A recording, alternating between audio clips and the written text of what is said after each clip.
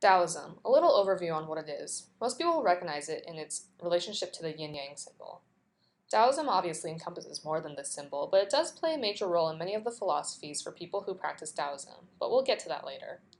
First, Tao, or Dao in Chinese, means road, which can give an indication of what Daoism is all about. The road that we are referencing to means generally the path that humans take in their life. There is no certain deity that is attached to Taoism, but it is often practiced as a religion. And although not really a god, Laozi has been considered godlike in some Taoist communities, as he is recognized as the founding father of Taoism.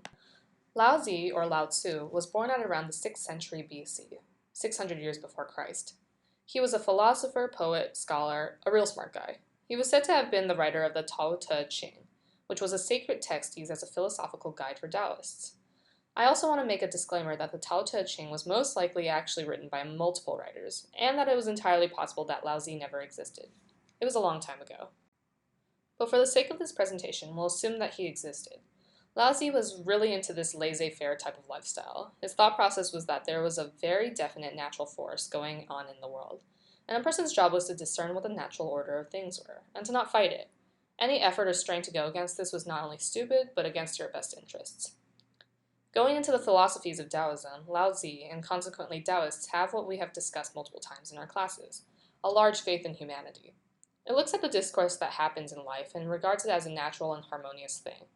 Taoism never directly outlines what is good or bad, but any personal grievances are meant to be taken with stride and contextualized in the greater ways of nature. Back to Dao. In order to better explain the road, we need to understand a fundamental ethical concept of Taoism, Wu Wei, which means effortless or non-action.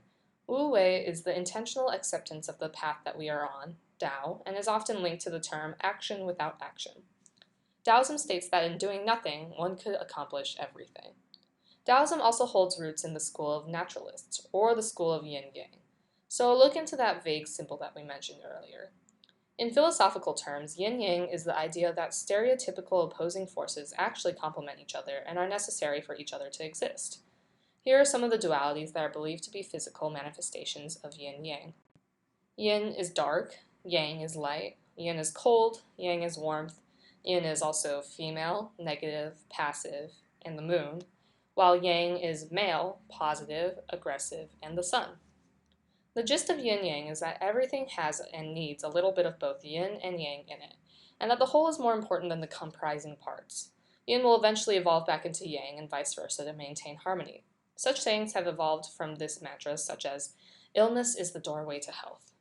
In order to find one's harmony again, one must make time for stillness. Taoism states that humans rush too much and that we should take a cue from nature, because nature never hurries, yet everything is accomplished. We also need openness, where we are able to reconnect ourselves with nature, and in doing so be in touch with our real selves. Taoism has a deep integration with nature, stating that the best people are like water, which benefits all things and does not compete with them. It stays in lowly places and others reject. I think the interesting thing about Taoism is the fact that there is no real anthropomorphic god figure that doles out locusts and famine in Taoism. Instead, the natural way is the strongest force that shapes our lives. It is up to the person themselves in Taoism to maintain a balance in their lives, unless they want to create misfortune for themselves. It's interesting to have such an acceptance of non-action as being more than just laziness, especially in comparison to more rigid theological doctrines. Also, the absolute faith in nature and everything righting itself in due time is reminiscent of readings such as Al-Ghazali. There is no real greater consequence or point system for not following Taoist rules, as it maintains the importance of the individual, and being in tune and self-aware of your own needs.